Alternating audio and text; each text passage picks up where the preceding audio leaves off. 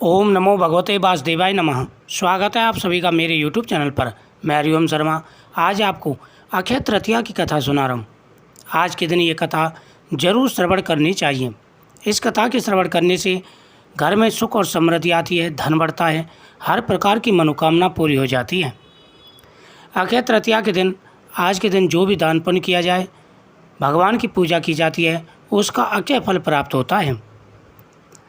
प्राचीन समय की बात है, एक धर्मदास नामक वैश्य रहता था। धर्मदास अपने परिवार के साथ एक छोटे से गांव में रहता था। वह बहुत ही गरीब था। वह हमेशा अपने परिवार के भरण पोषण के लिए चिंतित रहा करता था। धर्मदास धार्मिक प्रगति का था, भगवान की पूजा पाठ करता था, लेकिन वह गरीब भी बहुत था। वह हमेशा अपने परिवार की चिंता में लगा रहता था। वह हमेशा अपने परिवार के भरण पोषण के लिए चिंतित रहता था। उसके परिवार में कई सदस्य थे। धर्मदास बहुत ही धार्मिक प्रगति का व्यक्ति था। उसका सदाचार तथा देव एवं ब्राह्मणों के प्रति उसकी श्रद्धा अत्यधिक प्रसिद्ध थी। एक समय की बात है, धर्मदास के गांव में एक ब्राह्मण आए। उन्होंने कथा करी और उसमें बताया कि अक्षय तृतीया के दिन जो व्यक्ति भगवान की पूजा पाठ करते हैं, दान पुण्य करते हैं, उन्हें अक्षय फल की प्राप्ति हो जाती है। देवयोग से धर्मदास भी वहीं पर बैठा था। जैसे उसने सुना अक्षय तृतीया के दिन दान पुण्य का विशेष महत्व होता है, तो उसने भी निर्णय किया, आज के बाद जब भी अक्षय तृतीया आएगी मैं भी दान पुण्य किया करूँगा, भगवान का पूजन करूँगा। अक्षय तृतीया के महत्व को सुनने के पश्चात उसने अक्षय तृतीया पर्व के आने पर सुबह जल्दी उठकर गंगा में स्नान करके विधि पूर्वक देवी देवताओं की पूजा की।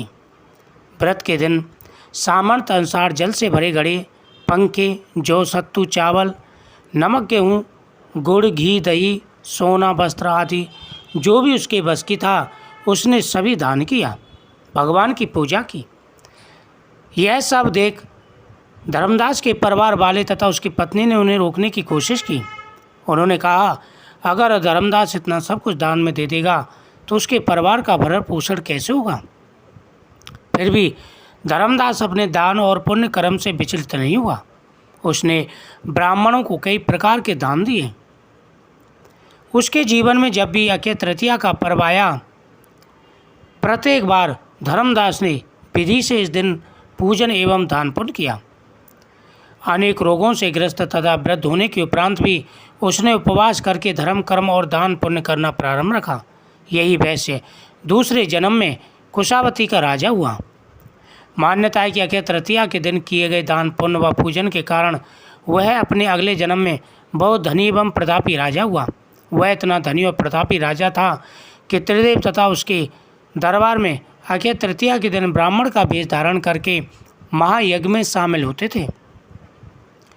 अपने श्रद्धा और भक्ति का उसे कभी घमंड नहीं हुआ।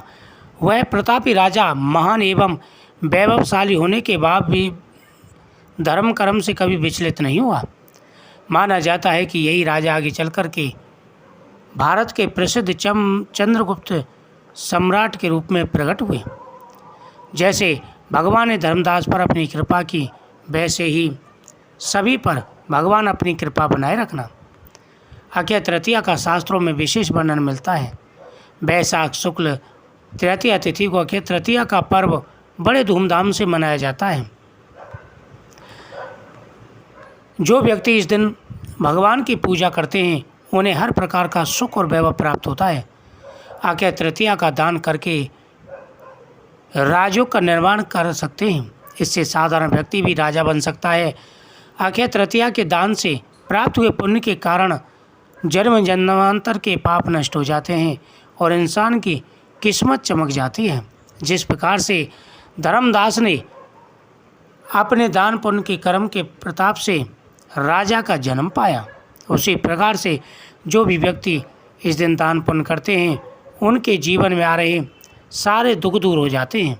प्रत्येक व्यक्ति को अपने सामर्थ्य के अनुसार आज के दिन दान पुण्य अवश्य करना चाहिए। जो भी इस कथा को सुनते हैं, उनके सभी मनोरथ पूरे हो जाते हैं। आज के दिन दान पुण्य का, पूजा पाठ का, भगवान की पूजा का विशेष महत्व है। ओम नमो भगवते वासुदेवाय नमः।